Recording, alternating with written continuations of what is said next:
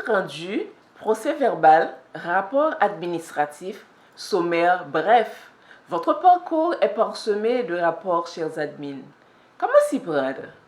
Cette vidéo va vous aider à cerner la question tout de suite après la pause.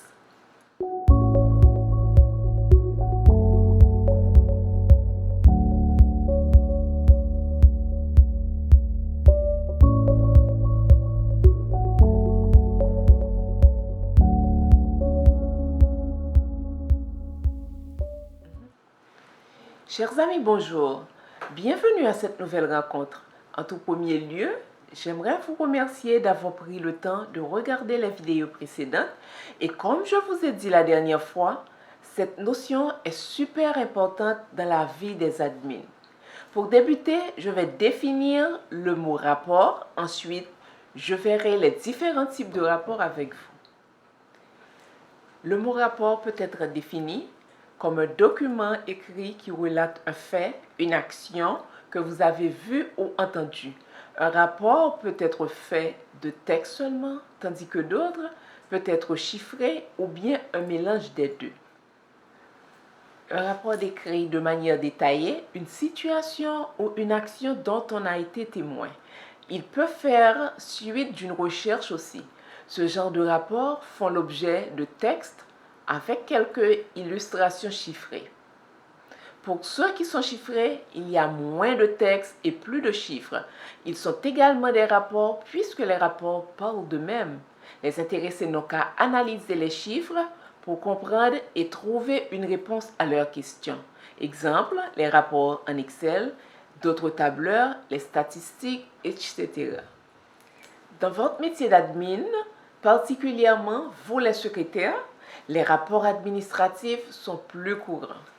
Tout dépend de la mission du département d'affectation, du type de service qu'offre votre entreprise. Parmi les différents rapports que nous allons voir, 1. Le rapport administratif simple, muni le plus souvent de texte avec quelques chiffres. Le rapport administratif relatif à un projet. Et en troisième lieu, le rapport exécutif. Le compte-rendu et le procès-verbal feront l'objet d'une nouvelle vidéo parce qu'on a assez d'informations à partager là-dessus. Démarrons avec le rapport administratif simple qui est muni le plus souvent de texte avec quelques rares chiffres. Il se présente comme suit.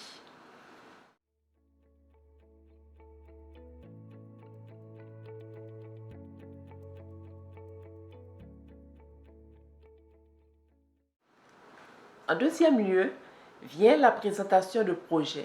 Si vous travaillez avec une équipe qui gère des projets, c'est sûr que vous aurez le plus souvent à faire ce type de rapport. Il peut être présenté comme ce modèle.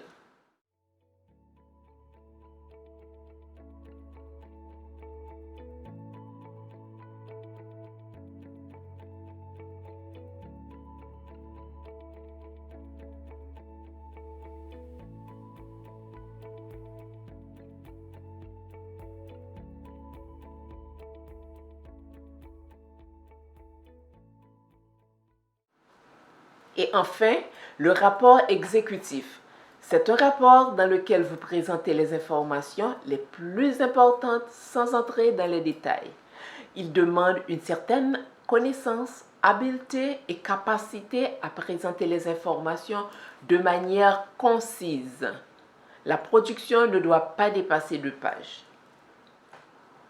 Aussi, vous devez veiller à ce que ces informations soient pertinentes, fiables, parce que plusieurs décisions viables qui concernent l'avenir de l'entreprise peuvent en découler.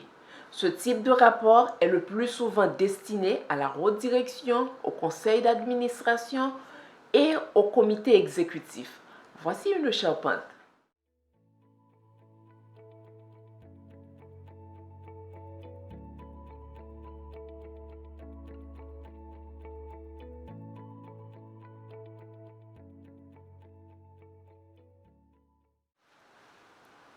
Je veux que vous soyez clair et avisé. Toute recherche, mission, projet font l'objet de beaucoup d'informations. Il faut savoir les présenter. Aujourd'hui, vous avez découvert que le seul moyen de présenter ces informations de manière ordonnée pour qu'elles soient utiles, c'est dans un rapport. Que ce soit un rapport détaillé ou un sommaire exécutif, il servira à quelque chose, tout dépendra du contexte. Aussi, vous devez savoir rédiger un rapport parce que l'équipe qui a effectué la recherche ou qui revient de mission ne vous donne que des notes enregistrées, parfois sur un support électronique ou un support manuscrit. Ce sera à vous d'arranger en bonne et due forme.